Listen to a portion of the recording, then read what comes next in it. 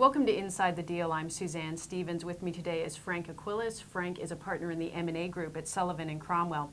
Frank, we know that there are a lot of distressed companies out there and that we can probably expect more in the next year or two. What are your thoughts on that?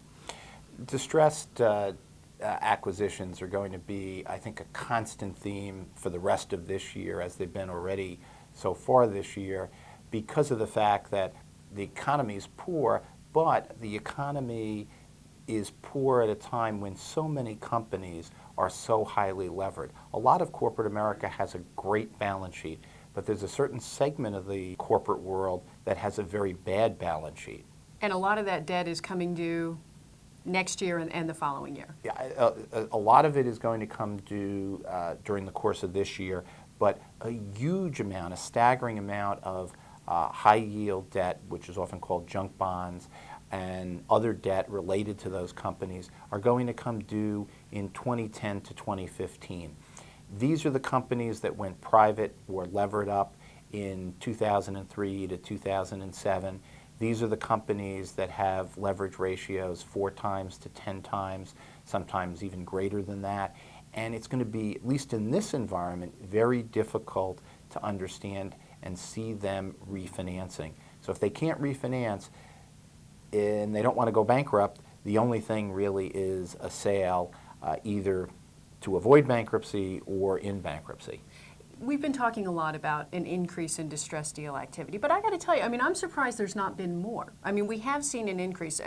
Do you think it's been less than perhaps the level of distress out there would indicate? Right. I think that there is an expectation that the number is going to be huge. I think it almost doubled from 2007 to 2008.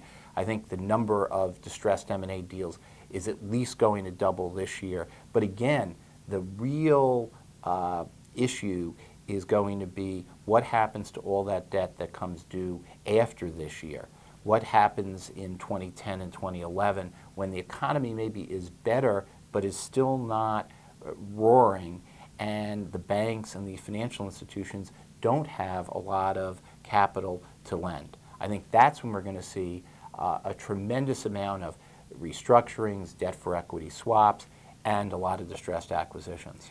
Which buyers should be aware, though, that buying a distressed asset or a company out of bankruptcy, there are a lot of risks there, one of them being that a pre-negotiated price won't necessarily hold up once you go through a bankruptcy auction. You touch on a great point, Suzanne, and that is that whether you do the deal inside of bankruptcy or outside of the bankruptcy, there are different risks. If you do it outside of bankruptcy, there's potential for fraudulent conveyance issues, that you didn't pay enough price and that somehow you cheated the lenders.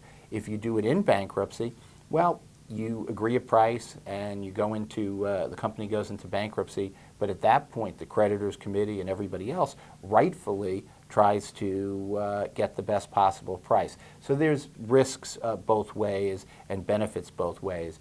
I suspect that most corporate executives today are not really aware of the ins and outs of the process and what those risks and rewards are.